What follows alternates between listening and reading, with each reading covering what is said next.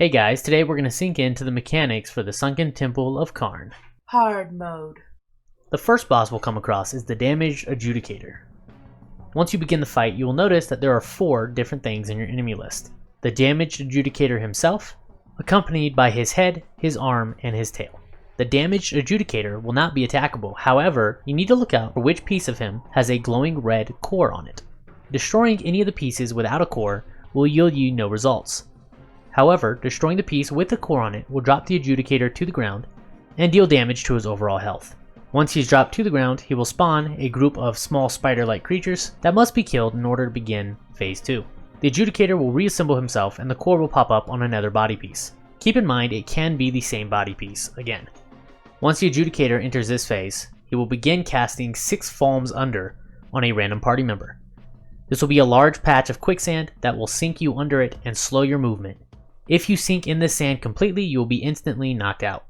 Make sure to escape it as quickly as possible and avoid that side of the room for the 20 seconds it will be up. He will repeat 6 Falms Under every 20 seconds, essentially meaning that you will always be dealing with quicksand during this phase. Once you break the piece with the core again, he will repeat the spider creatures and his reassembly. During Phase 3, he will spawn 6 Falms Under on 2 party members, creating a larger patch of quicksand that you need to avoid. Destroying the core this 3rd time will spawn another set of spiders, but upon reassembly he will have no other body pieces, simply the Damaged Adjudicator body. He will have a very low number of hit points and should be fairly easy to finish off. While progressing through the dungeon, a few times you will come across these creatures called Vicegerent's heads. They will be accompanied by a left hand, right hand, or sometimes both. These hands will grab party members and render them immobile and unable to use any skills. Be sure to kill the hands as quickly as possible before moving on to the head. If your group is unprepared for these creatures, they can pose quite a threat. The second boss you'll encounter inside this dungeon is the Sabotender Emperatriz. She'll be accompanied by a couple adds that should die fairly easily.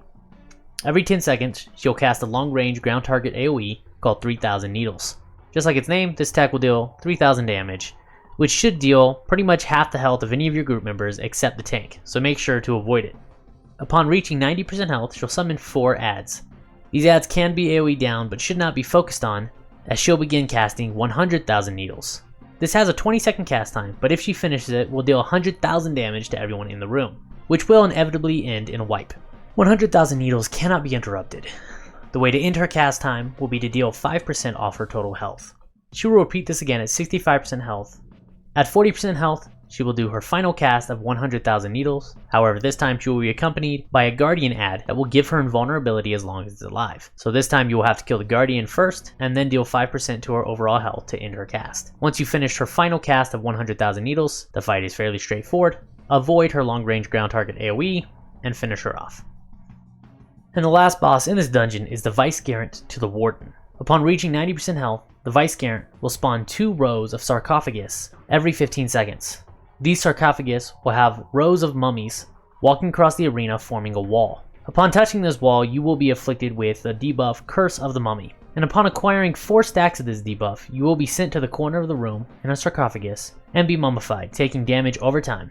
Once mummified, you will walk aimlessly to the other corner of the room and inflict Curse the Mummy on any of your party members you hit. The Vicegerent will continue this mechanic every 15 seconds until death, so this will be a highly mobile fight. After reaching 60% health, the Vicegerent will charge up and increase his damage, and then do a long-range beam attack with his swords called Light of Anathema. This sword blast will deal moderate damage to anyone caught in its path. It will also apply Curse of the Mummy. He will do this sword blast every 5 seconds, 4 times in a row.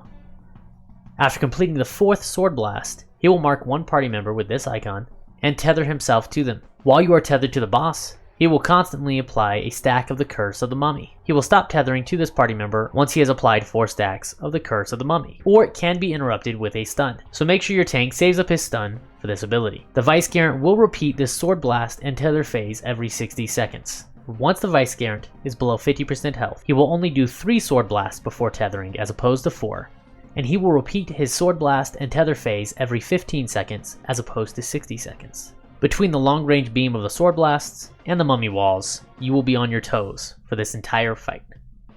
Alright guys, there you go. That's your quick guide for the Sunken Temple of Qarn on hard mode. Thanks for watching. I'll see you next time.